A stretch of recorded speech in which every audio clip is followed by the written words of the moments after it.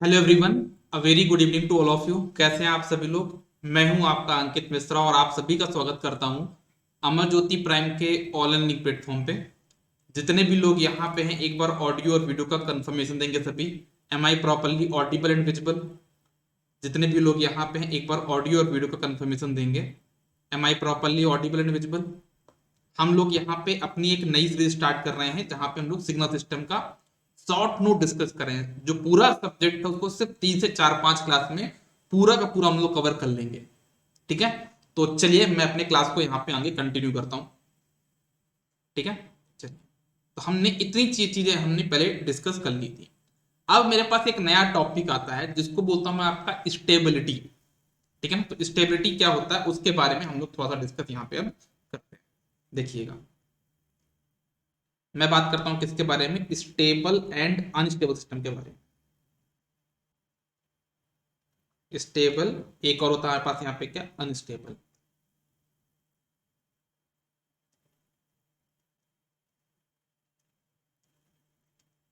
Stable and unstable system के बारे में बात यहाँ पे करने वाला हूं। स्टेबिलिटी क्या होती है समझिएगा। अगर हम स्टेबिलिटी के बारे में बात करें तो स्टेबिलिटी मतलब क्या होता है, बीबो स्टेबिलिटी। याद रखना, हम लोग जो सिस्टम में स्टेबिलिटी चेक करते हैं वो कौन सी स्टेबिलिटी होती है, that is Vivo stability. Vivo मतलब क्या होता है, बीबो का मतलब होता है bounded input bounded output stability. तो पहला पॉइंट तो आपको याद रखना है कि हम किस टाइप की स्टेबिलिटी के बारे में बात करते हैं यहाँ पे। So that is the Vivo stability, bounded input bounded output, Vivo stability. याद रखना, ठीक है ना। बीबो स्टेबिलिटी का मतलब क्या, आपका इनपुट अगर बाउंडेड है और आउटपुट भी बाउंडेड है तो आपका सिस्टम क्या होगा, स्टेबल होगा। अब ये बाउंडेड का मतलब क्या होता है, बाउंडेड का मतलब क्या समझ लो सभी लोग। बाउंडेड का मतलब होता है कि हमारा कोई भी सिग्नल बाउंडेड तब होता है जब, क्या बोलेंगे, टी टेंडिंग टू इंफिनिटी पे उस सिग्नल का जो मैग्नीट्यूड है या तो वो जीरो हो या फिर वो आपका क्या हो, कांस्टेंट हो। उसको मैं बोलता हूं आपका क्या, जो मैग्नीट्यूड है या तो वो क्या हो, जीरो या फिर आपका हो कांस्टेंट। उसको बोलता हूं आपका बाउंडेड सिग्नल। जीरो हो या फिर कांस्टेंट हो उसको मैं बोलता हूं आपका बाउंडेड सिग्नल। लेकिन अगर मेरे पास टी टेंडिंग टू इन्फिनिटी पे जो मैग्नीट्यूड है वो इन्फिनिटी है, दैट मीन्स वो मेरे पास क्या होगा, अनबाउंडेड चीज कहलाती है। क्या कहलाता है आपको, वो अनबाउंडेड। तो ये भी समझ लो अनबाउंडेड का मतलब क्या होता है। अनबाउंडेड का मीनिंग होता है कि हमारा टी टेंडिंग टू इन्फिनिटी पे जो मैग्नीट्यूड होता है वो हमारे पास क्या होगा,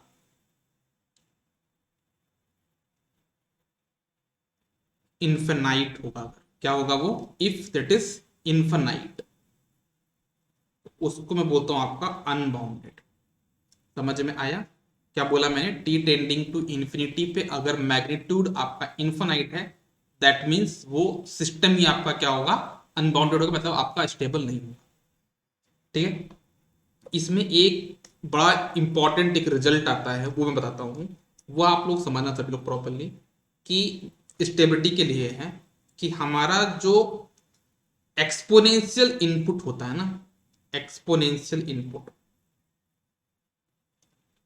किस टाइप का आउटपुट प्रोवाइड करेगा, तो ये आपका एक्सपोनेंशियल आउटपुट ही देगा। याद रखना, एक्सपोनेंशियल इनपुट हमेशा एक्सपोनेंशियल आउटपुट ही देते हैं।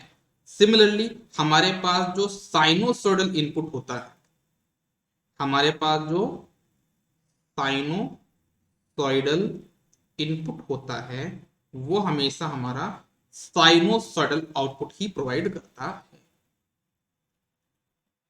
ठीक है, और एक चीज और याद रख लेना कि हमारे पास जो, अगर इन दोनों का कॉम्बिनेशन का इनपुट है, मतलब अगर हमारे पास साइनोसॉइडल प्लस एक्सपोनेंशियल दोनों का ही अगर हमारे पास यहाँ पे क्या है, इनपुट है, कॉम्बिनेशन इनपुट है, जो आउटपुट आएगा वो भी हमेशा क्या आएगा, इन दोनों का कॉम्बिनेशन ही आएगा, साइनोसॉइडल प्लस एक्सपोनेंशियल। ठीक है, ओके। अब जैसे कुछ मैं क्वेश्चन के फॉर्म में बताता हूं आपको, है ना, देखना आप सभी लोग स्टेबिलिटी चेक करने के लिए, देखना सभी लोग प्रॉपरली।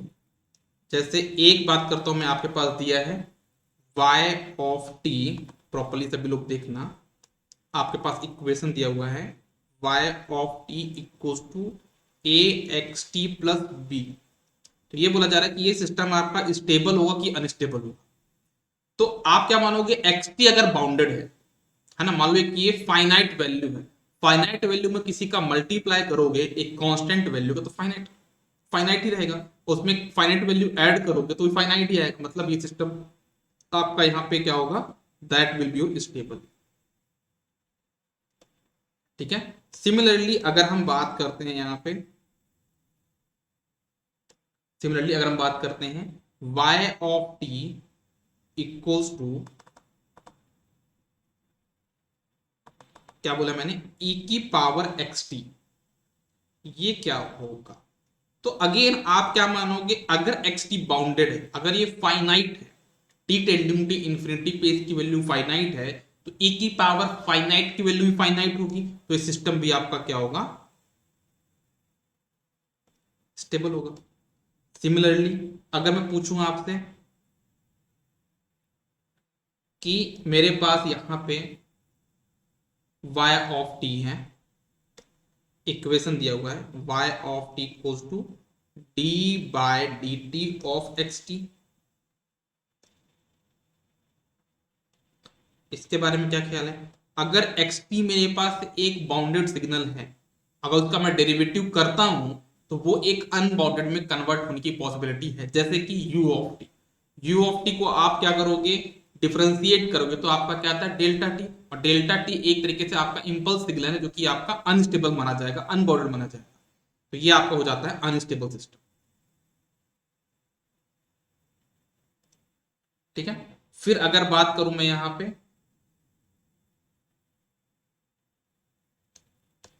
क्या बोला मैंने, y of t equals to x of t into cos 3t, तो इसके बारे में आप क्या बोलोगे, इसके बारे में आप यही बोलोगे ना कि xt अगर बाउंडेड है, तो किसी एक फाइनाइट वैल्यू से अगर आप उसको मल्टीप्लाई करते हो तो वो आपका स्टेबल ही रहेगा। जितने मैं क्वेश्चन बता रहा हूं ना, इसी से क्वेश्चन बनने वाले, कोई नया क्वेश्चन नहीं बनेगा। एक और होता है, एक और मैं क्वेश्चन ले लेता हूं आपके लिए समझाने के लिए। क्या बोला मैंने, देखना सभी लोग। जैसे मान लीजिए आपके पास y of t equals to है, इक्वेशन दिया हुआ है इंटीग्रेशन माइनस इंफिनिटी से लेके t, x of t cos of 3t, कुछ ऐसा दिया हुआ है। तो क्योंकि आपके पास यहाँ पे लिमिट में इनफाइनाइट आ गया है, तो ये आपका हो जाएगा अनस्टेबल। लेकिन अगर लिमिट यहाँ पे फाइनाइट है, अगर लिमिट यहाँ पे फाइनाइट है, तो क्या बोलोगे आप, इसको स्टेबल बोलोगे। अगर आपके पास यहाँ पे क्या फाइनाइट लिमिट है, तो वो सिस्टम आपका हो जाएगा स्टेबल। और क्या चाहिए, सब कुछ तो बता दिया मैंने, और कुछ बचा है क्या, कुछ भी नहीं बचा। स्टेबिलिटी में इससे ज्यादा क्वेश्चन सिग्नल से नहीं बनेंगे, नहीं बनेंगे, नहीं बनेंगे। ठीक है। चलो अब मैं बात करता हूं, यहां पे एक नया सिस्टम आता है मेरे पास, जिसको बोलते हैं मैं causal and non causal system. ठीक है, तो उसको डिस्कस करते हैं हम लोग।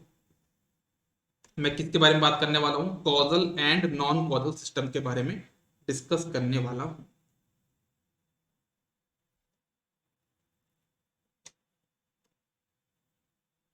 Causal and non causal system.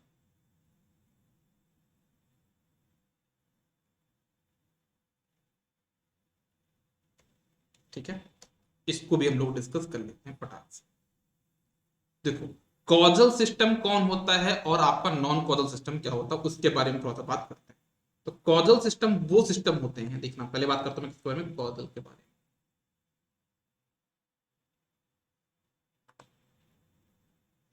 हमारा जो कॉजल सिस्टम होता है, वो हमारा सिस्टम होता है, कॉजल सिस्टम हमारा वो सिस्टम होता है जहां पे प्रेजेंट आउटपुट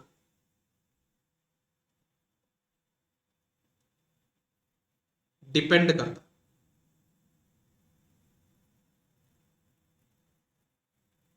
जहां पे प्रेजेंट आउटपुट डिपेंड करता है किस पे? प्रेजेंट इनपुट पे। प्रेजेंट इनपुट के साथ साथ वो डिपेंड कर सकता है पास्ट इनपुट पे, पहले क्या इनपुट था, और साथ ही साथ वो डिपेंड कर सकता है पास्ट आउटपुट पे भी। तो उसको मैं बोलता हूं आपका कॉजल सिस्टम। अगर प्रेजेंट आउटपुट अगर इनमें से किन्हीं पे डिपेंड कर रहा है अगर, तो वो होगा कॉजल सिस्टम। लेकिन अगर मेरा प्रेजेंट आउटपुट फ्यूचर वैल्यू पे डिपेंड कर रहा है, अगर मेरा प्रेजेंट आउटपुट फ्यूचर इनपुट पे डिपेंड कर रहा है, दैट मीन्स वो हमारा हो जाएगा नॉन। तो मैंने यहां पे क्या बोला कि अगर मेरा जो y ऑफ n है वो फंक्शन है किसका? या तो x ऑफ n मतलब प्रेजेंट का, एक्स एन माइनस वन मतलब कि पास्ट इनपुट का, या फिर वाई एन माइनस वन मतलब पास्ट आउटपुट का, तो वो हो जाता है मेरा कौन सा system? So that will be my causal system. लेकिन अगर बात करता हूं नॉन कॉजल के बारे में, तो क्या होगा नॉन कॉजल? देखना,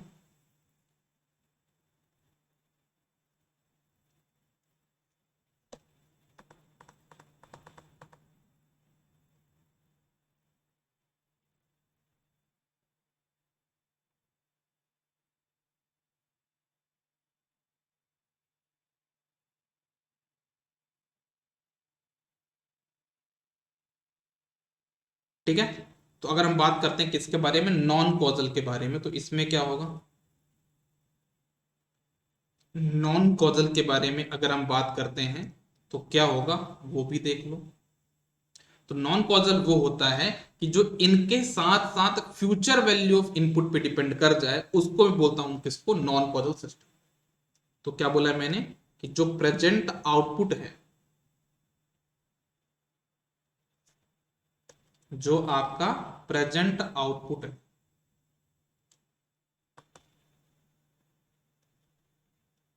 प्रेजेंट आउटपुट डिपेंड्स, जो प्रेजेंट आउटपुट है वो डिपेंड करता है किस पे? ऐसा, future value, on future value. इन सब के साथ है ना, अगर इन सब के साथ फ्यूचर वैल्यू पे डिपेंड कर रहा है तो वो आपका हो जाएगा नॉन कॉजल सिस्टम। जैसे कि अगर बात करता हूं मैं y ऑफ n का, तो y ऑफ n किसका फंक्शन बन जाएगा? वो आपका x ऑफ n का फंक्शन भी हो सकता है, वो आपका एक्स एन माइनस वन भी हो सकता है, वो आपका वाई एन माइनस वन भी हो सकता है। लेकिन साथ ही साथ वो किसका फंक्शन है? एक्स एन प्लस वन का भी फंक्शन है अगर वो, दैट मीन्स वो मेरा क्या हो जाएगा? Non causal system. ठीक है, ओके। अब कॉजल सिस्टम को भी मैं दो कैटेगरी में डिवाइड कर देता हूं। जो मेरे कॉजल सिस्टम होते हैं ना, उसको भी मैं दो कैटेगरी में डिवाइड करता हूं। कौन कौन सी कैटेगरी बनती है देखना आप सभी लोग।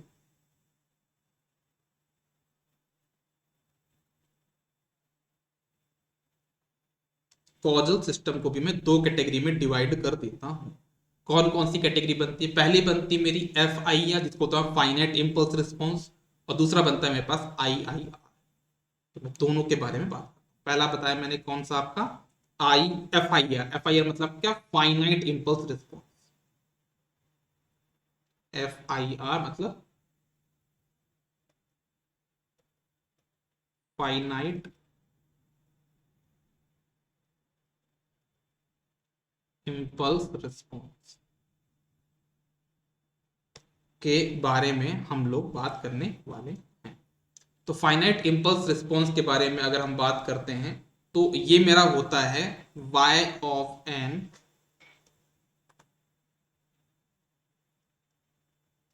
y ऑफ n मतलब जो प्रेजेंट आउटपुट है वो फंक्शन है किसका? x of n minus one, past input का, और साथ ही प्रेजेंट इनपुट का। तो उसको बोलता हूं मैं आपका एफ आई आर। मतलब ये कहीं ना कहीं आपका प्रेजेंट पास्ट आउटपुट पे डिपेंड नहीं कर रहा है। अगर पास्ट आउटपुट पे नहीं कर रहा, सिर्फ पास्ट इनपुट पे डिपेंड कर रहा है, तो उसको बोल मैं कॉजल के एक नया टाइप दीजिए मैंने, F I R, finite impulse response. System, FIR system बोलता हूं इसको मैं। और ये हमेशा आपके स्टेबल होते हैं, ये आपके नॉन रिकर्सिव होते हैं, याद रखना। जो इनका रिस्पॉन्स होगा वो क्या होगा, हमेशा नॉन रिकर्सिव। और ये आपके क्या होते हैं, हमेशा स्टेबल होते हैं। ठीक है। एक और होता है जिसको मैं बोलता हूं आपका IIR रिस्पॉन्स। क्या बोलता हूं उसको, IIR रिस्पॉन्स, जिसको बोला जाता है क्या, इन्फिनाइट इंपल्स रिस्पॉन्स।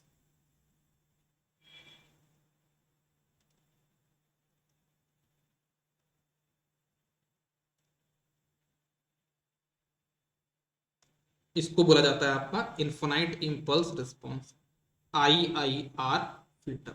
तो अगर हम IIR फिल्टर के बारे में बात करें तो मेरे पास यहाँ पे y ऑफ n कितना है, आपका f ऑफ x n-1, मतलब कि पास्ट वैल्यू ऑफ इनपुट साथ में प्रेजेंट इनपुट, या फिर इसके साथ पास्ट आउटपुट पे डिपेंड कर रहा है, तो वो आपका क्या होगा, IIR, मतलब yn-1। तो ये आपका कहलाता है कॉजल का IIR रिस्पॉन्स सिस्टम।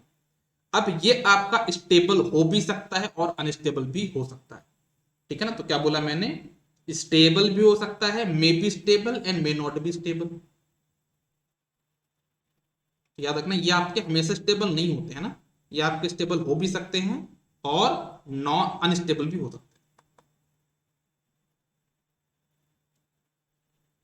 तो अब इसकी स्टेबिलिटी हम कैसे चेक करेंगे, तो याद रखना कि हमारे जो पास्ट आउटपुट के जो टर्म्स होंगे, अगर उनके कोफिशिएंट आर लेस देन 1, जो पास्ट आउटपुट के जो कोफिशिएंट होंगे, मैं भी क्वेश्चन के थ्रू बता दूंगा, अगर वो लेस देन 1 होते हैं तो वो सिस्टम आपकी स्टेबल होते हैं। तो क्या बोला मैंने, ये आपका स्टेबल कब होगा और अनस्टेबल कब होगा वो भी मैं बता देता हूं।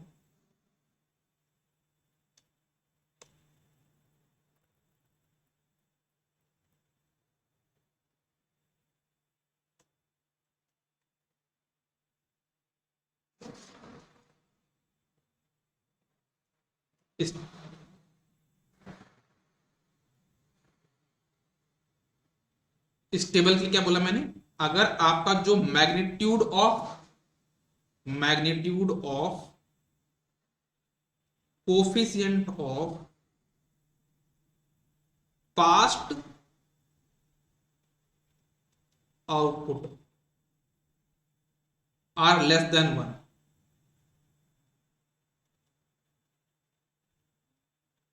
उनको मैं बोलता हूं आपका स्टेबल सिस्टम। और एक होता है आपका unstable system.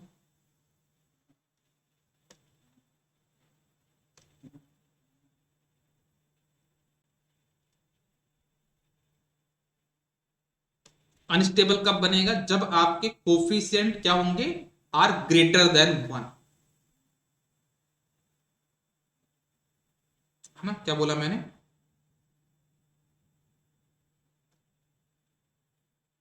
Magnitude of coefficient, magnitude of coefficient of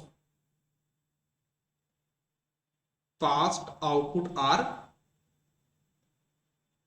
greater than 1, तो वो आपके होते हैं अनस्टेबल सिस्टम। इतना तो आपको समझ में आ गया होगा, नहीं आया तो कोई बुरी बात नहीं है, मैं एक क्वेश्चन के फॉर्म में आपको बता देता हूं, तो उसके थ्रू आपको समझ में आ जाएंगी चीजें। ठीक है, देखना मैं अपने आप को थोड़ा साइड में कर लेता हूं पहले।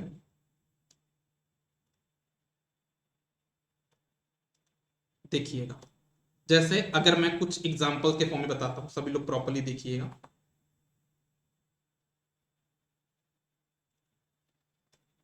जैसे अगर आपके पास दिया हुआ है y of n equals to 2yn-1 plus 3x of n, तो इसको आप क्या बोलोगे, ये आपका कॉजल है कि नॉन कॉजल है, क्या बोलोगे। So this will be your causal, क्योंकि आपका जो प्रेजेंट आउटपुट है वो प्रेजेंट इनपुट डिपेंड कर रहा है और पास्ट आउटपुट डिपेंड कर रहा है, तो ये आपका होगा कॉजल सिस्टम। और कॉजल में स्टेबल हो कि अनस्टेबल होगा, तो ये आपका IIR में कहलाएगा। ठीक, क्योंकि ये पास्ट आउटपुट डिपेंड कर रहा है, मतलब ये IIR होगा। और ये स्टेबल हो कि अनस्टेबल होगा, तो ये आपका अनस्टेबल होगा, बिकॉज यहाँ पे इसका जो कोफिशियंट है, पास्ट आउटपुट का जो कोफिशियंट है, दैट इज ग्रेटर देन 1। तो ये आपका क्या होगा, कॉजल IIR अनस्टेबल सिस्टम। तो मैं लिख देता हूं नीचे यहाँ पे, तो दिस इज कॉजल के साथ साथ क्या आपके पास ये IIR रिस्पॉन्स होगा, इन्फाइनाइट इंपल्स रिस्पॉन्स होगा, और ये आपके क्या होंगे, अनस्टेबल।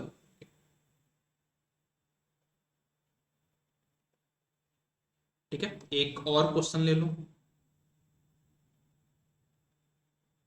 अगर आपके पास क्वेश्चन ऐसा कुछ है, y of n equals to 3y square n minus 4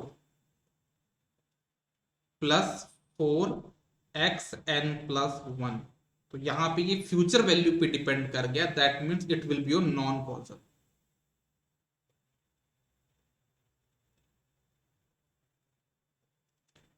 ठीक है, एक और क्वेश्चन ले लो, एक और क्वेश्चन ले लो। अगर आपके पास यहां पे एक इक्वेशन दी हुई है ऐसा कुछ,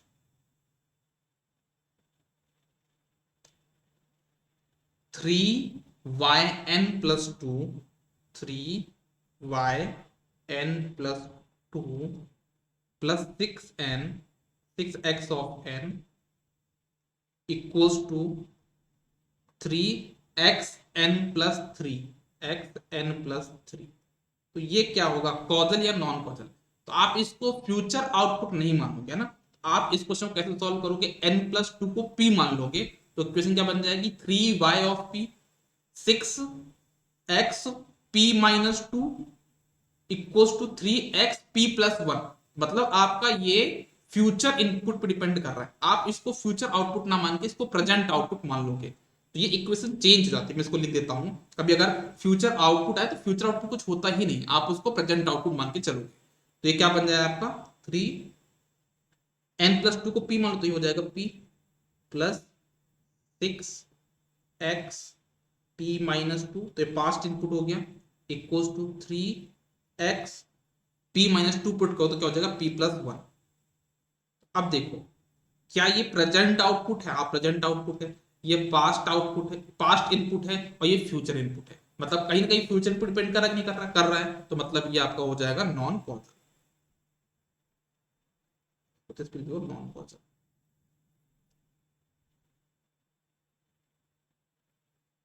गॉट इट?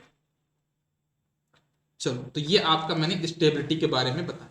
एक बड़ा इंपॉर्टेंट टॉपिक आता है यार हमारे सिग्नल सिस्टम में, जिसको बोलता हूं मैं कन्वोल्यूशन। तो हम लोग थोड़ा सा कन्वोल्यूशन वाली कहानी में घुसने जा रहे हैं अभी, बड़ी इंपॉर्टेंट चीजें हैं, देखना आप सभी लोग।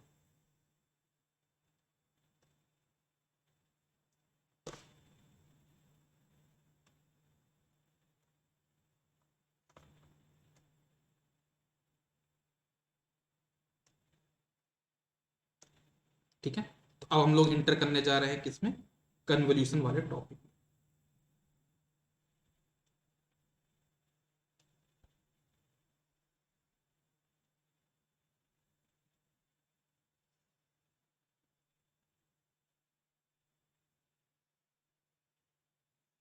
ठीक है, तो आप लोग हेडिंग पुट करिए कन्वोल्यूशन वाला, हम लोग यहाँ पे डिस्कस करेंगे।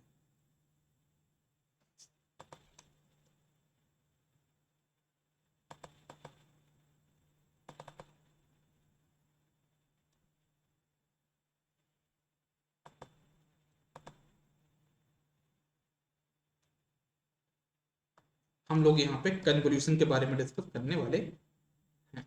तो कन्वोल्यूशन के बारे में कैसे डिस्कस करेंगे, देखना। अगर हम बात करें कि जैसे मान लो हमारे पास क्या है सिग्नल, देखना प्रॉपर्टी सारी चीज बताऊंगा आपको मैं। पहली चीज जो कन्वोल्यूशन के लिए है कि हमारा दो सिग्नल का xt और st का हम लोग जब कन्वोल्यूशन करते हैं, तो हमारा फॉर्मूला क्या होता था, x ऑफ t, ये होता हमारा convolution, x of t convolution h of t, इसका जो फॉर्मूला होता है इक्वल्स टू, वो होता है integration minus infinity to plus infinity x of tau H of T minus tau T tau. फिर से लिख देता हूं मैं, फॉर्मूला क्या होगा प्रॉपर्ली सब लोग देखना। लिमिट क्या है, minus infinity to plus infinity, क्या हो जाएगा x of tau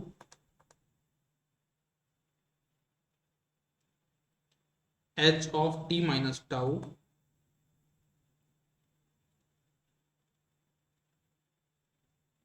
D tau. ये होता है हमारा कन्वोल्यूशन। कन्वोल्यूशन की एक प्रॉपर्टी और होती है जो आप सभी को पता होना चाहिए, वो ये है कि हमारा जो कन्वोल्यूशन होता है ना वो कम्यूटेटिव होता है। मतलब इसमें क्या कौन सी प्रॉपर्टी होती है, कम्यूटेटिव प्रॉपर्टी।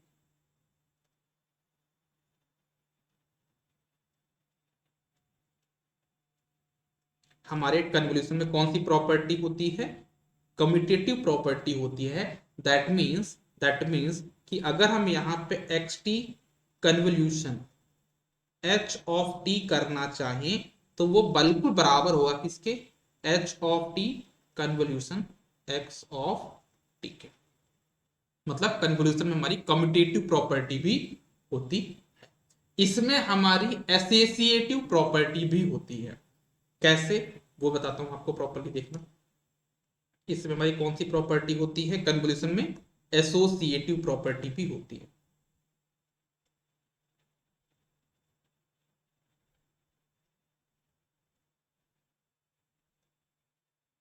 हालांकि मुझे यहां पे बताना नहीं चाहिए कि एसोसिएटिव प्रॉपर्टी क्या होती है, बट तब भी मैं लिख देता हूं, क्या ही चला हो जाएगा मेरे साथ, लिख दूंगा तो, है ना।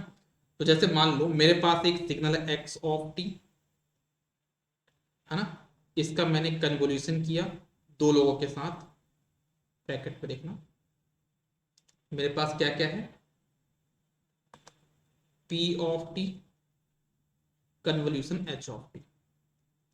तो ये जो हमने कन्वोल्यूशन किया ना, तो ये बराबर होगा, ये हमारा बराबर होता है किसके, एक्स ऑफ टी, बस सीक्वेंस चेंज कर दो, x of t convolution P of T,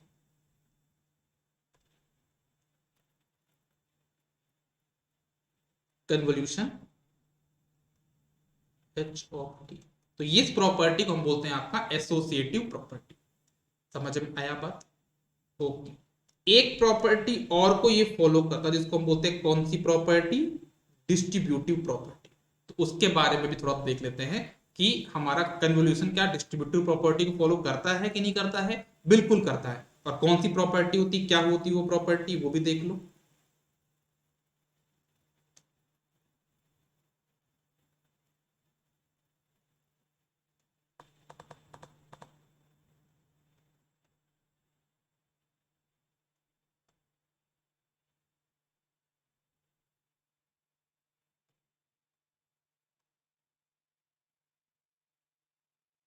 distributive property क्या होती है, तो ये आपकी ऐसी कुछ प्रॉपर्टी होगी, मैं बताता हूं आपको। जैसे मान लो आपके पास यहाँ पे क्या दिया हुआ है, एक्स ऑफ टी, मैं लिख करता हूं प्रॉपरली,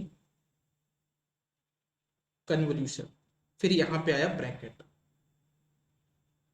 तो यहाँ पे आपके पास आया मान लो p one of t plus p two of t.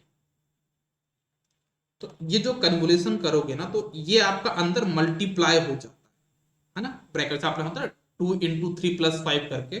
तो वैसे आप यहाँ पे भी इसको मल्टीप्लाई कर दोगे, तो क्या हो जाएगा आपका answer, x of t convolution p one of t, ये पहला टर्म आ गया। फिर आ जाएगा plus x of t convolution p two of t. तो ये हो गया हमारे पास distributive property, commutative property, associative property and distributive property. एक प्रॉपर्टी और देखो कम्यूटेशन में। जैसे मान लीजिए, कैसी क्वेश्चन देखना आप लोग, अगर मान लीजिए आपका x T convolution H of t, ये आपका है क्या, वाई ऑफ टी के बराबर।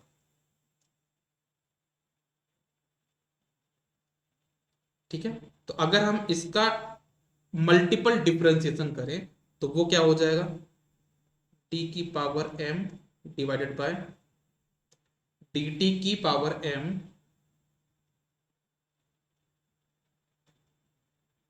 x of t convolution d की power n divided by dt की power n h of t। ये किसके बराबर होगा, आप y ऑफ t को इतने टर्म्स आप डिफरेंशिएट कर दो, मतलब d की power m plus n divided by dt की power m plus n y of t। ठीक है, तो एक प्रॉपर्टी तो आपकी ये हो गई। एक होती है शिफ्टिंग वाली प्रॉपर्टी, वो भी देख लो, है ना। इनके थ्रू मैं क्वेश्चन सॉल्व कराऊंगा तो आपको और मजा आएगा ना, अभी तो से आपको लिस्ट डाउन कर रहा हूं प्रॉपर्टी।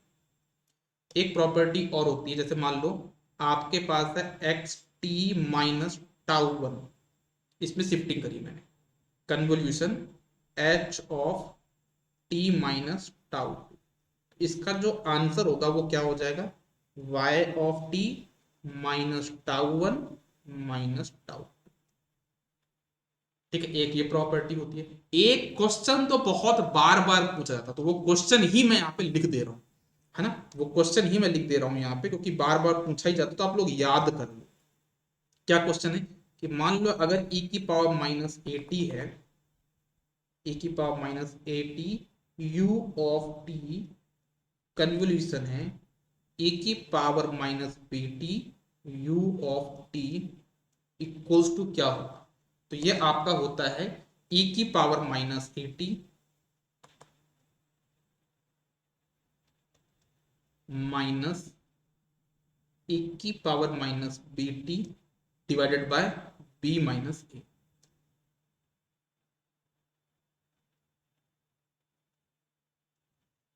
e की power minus a t minus e की power minus b t divide by b minus a, ये आपका होता है कन्वोल्यूशन।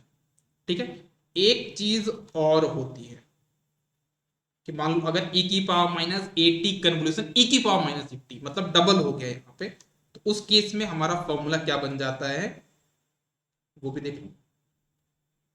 यहाँ पे u ऑफ टी होगा लास्ट में।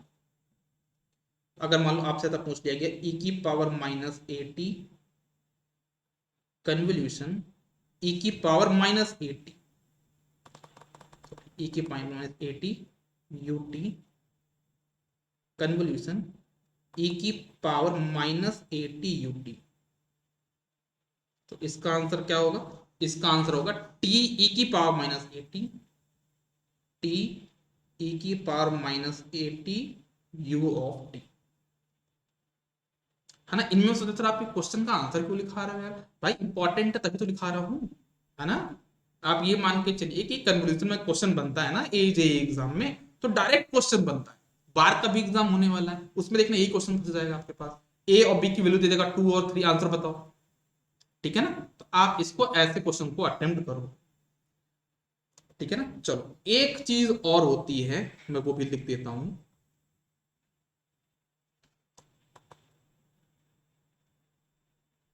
कि हमारा जो कन्वोल्यूशन होता है एक्स टी का डेल्टा टी के साथ में, x T convolution delta T,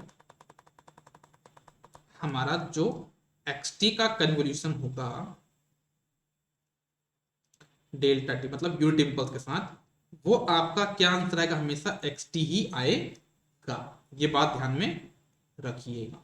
और एक क्वेश्चन और बनता है यार, कौन सा बनता है कि याद रखना, दो रेक्टेंगुलर सिग्नल का जो कन्वोल्यूशन होता है वो एक ट्रायंगुलर सिग्नल होता है, मतलब रेक्ट टी, कल बताया था मैंने आपको रेक्ट टी सिग्नल क्या होता है, उसका अगर हम कन्वोल्यूशन करते हैं किसके साथ, रेक्ट टी के साथ ही, तो उसका जो हमारा आंसर आएगा that is triangle of T. ठीक है, ओके ओके ओके, ठीक है। अब कुछ यहाँ पे हमारे पास प्रॉपर्टी बनती है, कंक्लूजन बनते हैं, उन कंक्लूजन को जानना बड़ा जरूरी है, बहुत इंपॉर्टेंट, बहुत बहुत बहुत इंपॉर्टेंट। कैसे हमारे पास यहाँ पे कंक्लूजन बनते हैं वो देखना।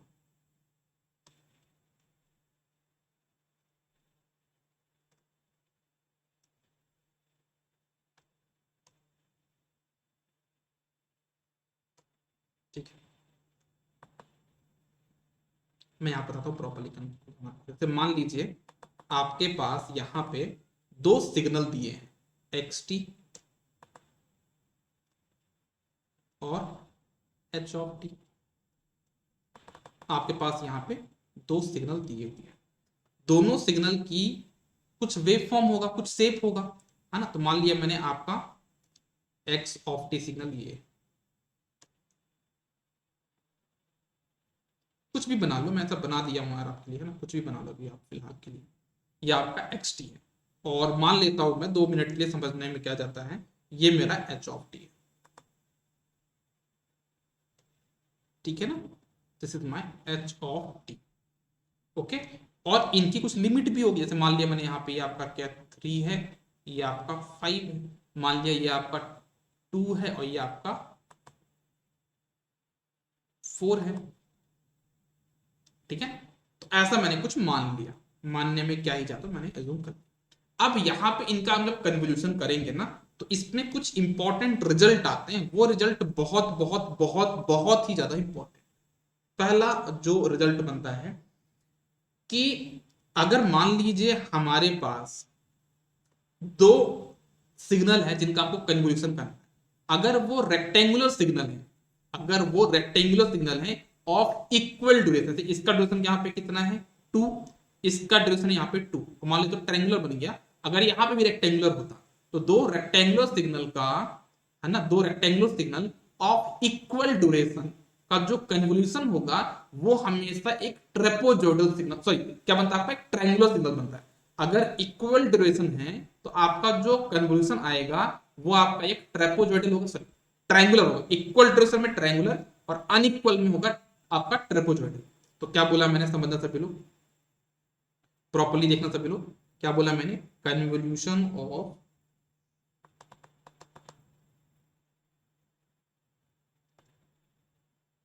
convolution of two equal duration, convolution of two equal duration rectangular signal, क्या होता है आपका, वो ट्रायंगुलर सिग्नल होता है।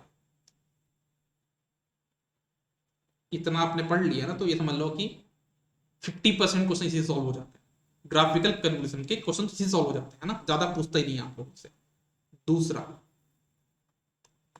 दूसरी आपका जो कंक्लूजन है वो ये है कि आपका जो कन्वोल्यूशन होगा of two unequal duration rectangular signal is a trapezoidal signal.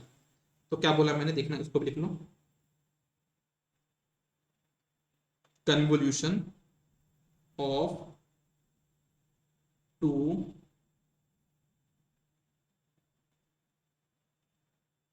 To unequal duration rectangular signal is a trapezoidal signal, is a trapezoidal signal।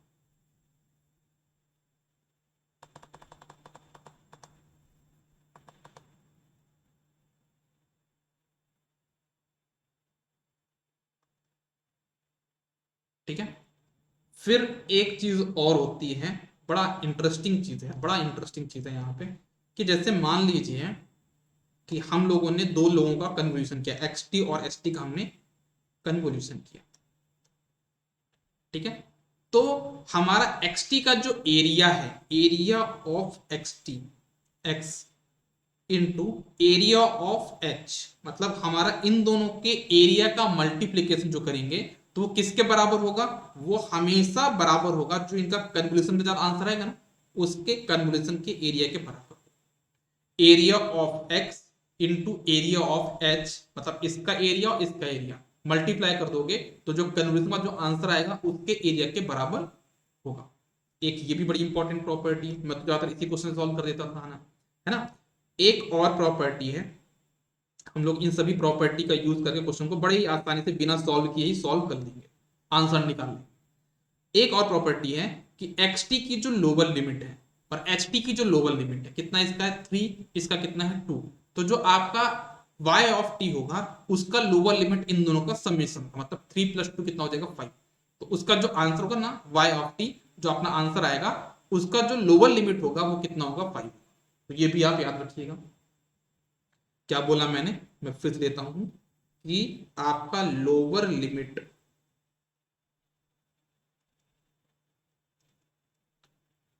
Of आपका y of t is sum of lower limit of x t and h of t. Lower limit of y of t is sum of lower limit of x t and h T.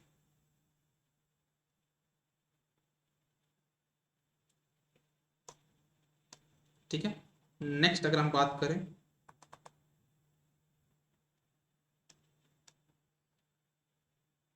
है ना, next अगर हम बात करें कि हमारा जो सम of upper limit, हमारा जो अपर लिमिट है,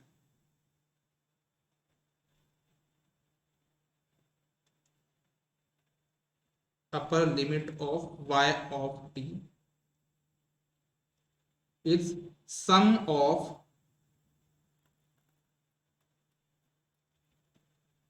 upper limit of x t and h t. मतलब इसका कितना है 5, इसका कितना 4, तो 5 + 4 कितना हो जाएगा 9। तो जो y ऑफ t की जो अपर लिमिट होगी वो 9 होगी। ठीक है, तो इतने में से आपके मैक्सिमम क्वेश्चन तो सॉल्व हो जाते हैं किसके, कन्वोल्यूशन के, है ना। अब यहां पे आता है एक डिस्क्रीट कन्वोल्यूशन, उसके भी बारे में आपको कुछ बता देता हूं, देखना सभी लोग। अभी तो मैंने कंटिन्यूअस के लिए बताया है ना, अब डिस्क्रीट पे हमारे पास कुछ कन्वोल्यूशन होते हैं, उनके भी बारे में देखना।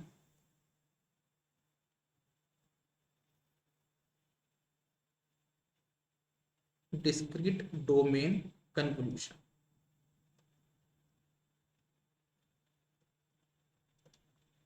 अगर हम डिस्क्रीट डोमेन कन्वोल्यूशन के बारे में बात करें तो वो कैसे करेंगे देखना। जैसे कि अगर हम बात करते हैं ना, यहाँ पे अगर हम बात करते हैं, एक हमारे पास फॉर्मूला बनता है y of n equals to, अगर हमको निकालना है क्या, x n convolution h of n।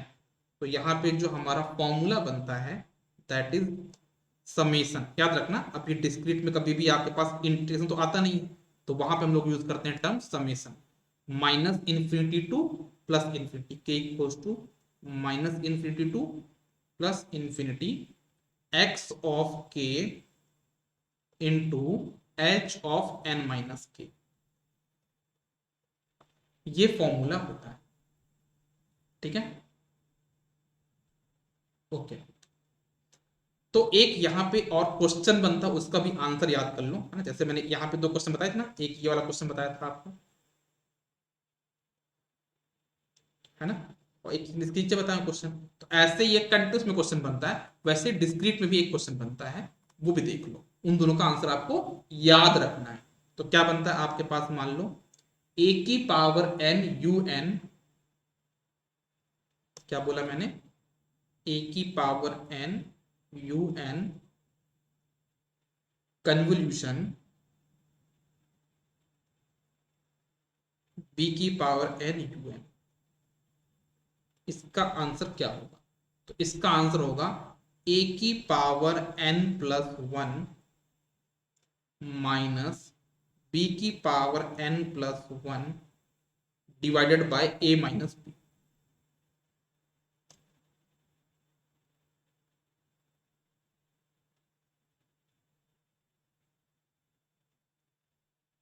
ठीक है, तो ये हो गया। नेक्स्ट अगर हम बात करें,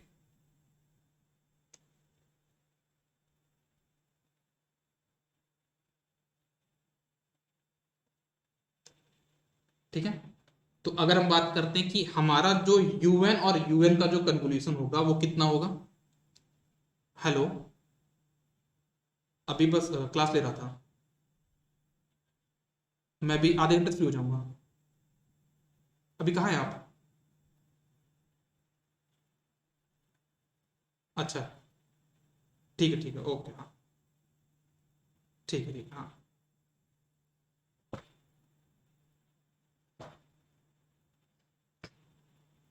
ठीक है, इतना हो गया। तो अब मैं बात करूं अगर यहाँ पे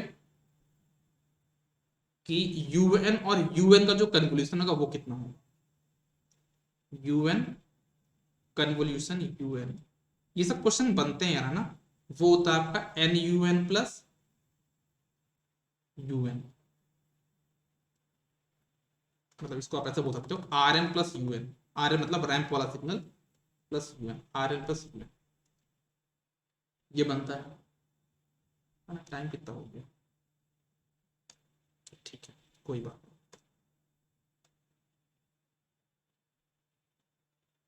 ठीक है, एक चीज मैं और बताऊंगा, जैसे हमारे पास एक होता है सर्कुलर कन्वोल्यूशन, ठीक है ना, वो भी देख लो। क्या बोला मैंने, सर्कुलर कन्वोल्यूशन क्या,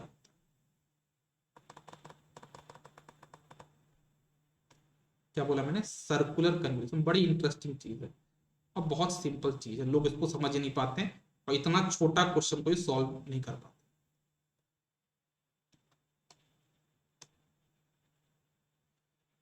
अगर हम बात करते हैं यहाँ पे सर्कुलर कन्वोल्यूशन के लिए, तो जैसे मान लीजिए हमारे पास एक्सन दिया हुआ है, एक्सन की वैल्यू है 1 2 3, 1 2 3, यह आपका एक्सन है। और आपके पास यहाँ पे एच एन दिया हुआ है जिसकी वैल्यू है आपके पास, मैं लेता हूं यहाँ पे 3 2 - 4, और आपको इनका सर्कुलर कन्वोल्यूशन परफॉर्म करना है। तो याद रखना हमेशा सर्कुलर कन्वोल्यूशन के लिए दोनों की लेंथ आपकी सेम होनी चाहिए, मतलब एक्सन और एच एन की लेंथ सेम होनी चाहिए। अगर नहीं है तो आपको जीरो पैडिंग प्रोवाइड करनी पड़ती है, मतलब आपको एक एक्स्ट्रा जीरो ऐड करना पड़ता है। मान लो यहाँ पे दिया गया 4 टर्म, यहाँ पे 3 है, तो आपको एक जीरो यहाँ पे ऐड करना पड़ेगा, उसको बोलते हैं जीरो पैडिंग। तो याद रखना कि सर्कुलर कन्वोल्यूशन के लिए अगर हमारे पास दोनों की लेंथ सेम नहीं है तो हमको जीरो पैडिंग ऐड करना पड़ता है। अब कैसे करेंगे कन्वोल्यूशन देखना, हम लोग बड़े इंटरेस्टिंग समझ रहे, हमको बात करना है किसका, y ऑफ n निकालना है। तो इसका जो हमारा आंसर होगा y of 0, y of 1, y of 2, बड़ा अच्छे से देखना इसको, इसको मैंने यहाँ पे लगाया इक्वल्स, ठीक है। और मुझे यहाँ पे बनाना है एक मैट्रिक्स छोटा सा, और मैट्रिक्स में जो हमारा देखो दो मैट्रिक्स बनाने हैं, एक मैट्रिक्स तो मैंने यहाँ पे बना दिया और एक मैट्रिक्स में यहाँ पे बना, जो ये वाली वैल्यू थी ना कितना 3 2 - 4, तो चुपचाप हो 3 2 - 4 हो गया, ठीक है। और यहाँ पे क्या देखो अपने यहाँ पे लिखूंगा 1 2 3 है ना, तो चुपचाप लिखूंगा यहाँ पे मैं 1 2 3। अब बड़ा इंटरेस्टिंग है, जो वन यहाँ पे एक जगह शिफ्ट करो तो यहाँ पे हो जाएगा 1 2 3, फिर इस वन को नीचे लाओ तो 1 2 3, ये जो आ गया। अब इसको कर दो मैट्रिक्स मल्टीप्लीकेशन, तो जो भी आंसर आएगा वो आपका सर्कुलर कन्वोल्यूशन का आंसर हो। कितना सिंपल है यार, आप जब इसको सॉल्व करोगे तो आपको आंसर आ जाएगा 1 - 4 and 9, तो this will be your answer. आपको जो वायर होगा कन्वोल्यूशन का वो कितना होगा 1 - 4 9। तो याद रखना सर्कुलर कन्वोल्यूशन में हम लोग यहाँ पे क्या करते हैं, हम लोग यहाँ पे दो सिग्नल का कन्वोल्यूशन करेंगे जहां पे दोनों की लेंथ सेम होगी और जो उनका आंसर आएगा उसकी भी लेंथ इन दोनों के बराबर ही होगी। ये हमारा होता है सर्कुलर कन्वोल्यूशन। एक होता है हमारे पास लीनियर कन्वोल्यूशन, उसके बारे में भी बात कर लेते हैं अपन थोड़ा सा।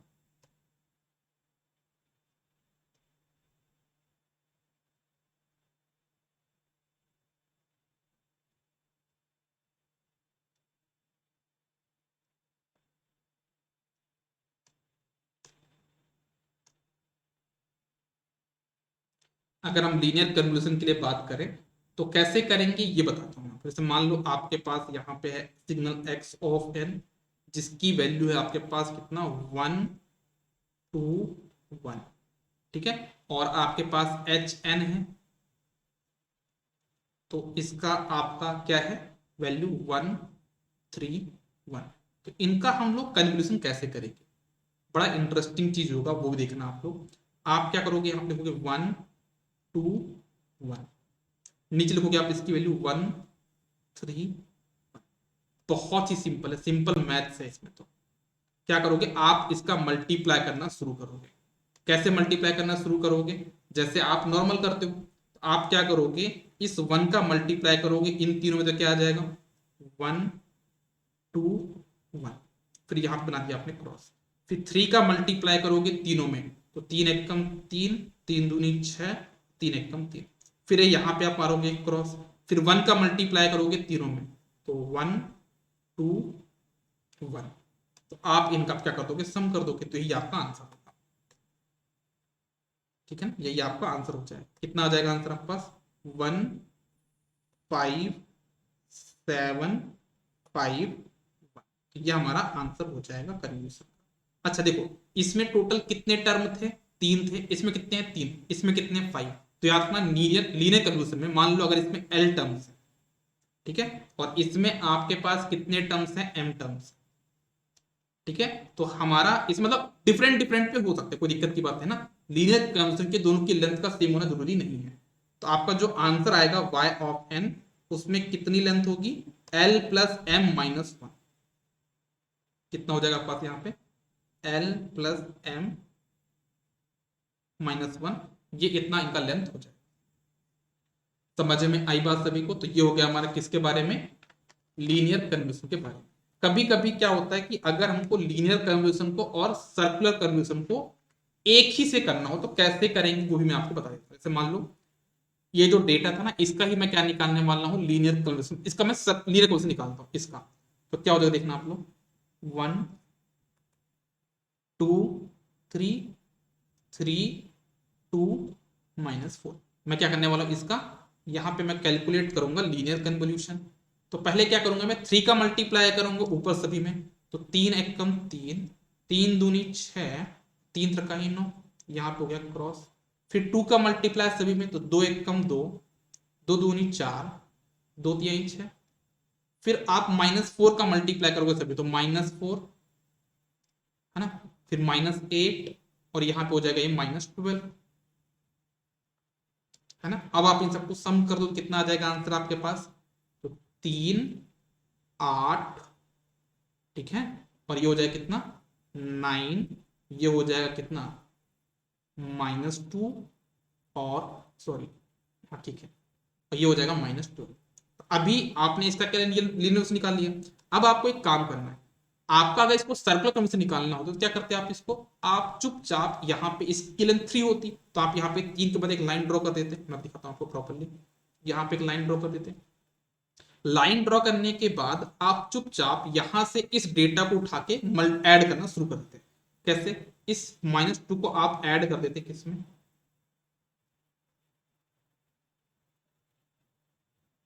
इसमें जो एडिशनल टर्म्स आए थे आप इसको ऐड कर देते, इसको ऐड कर देते आप इसमें,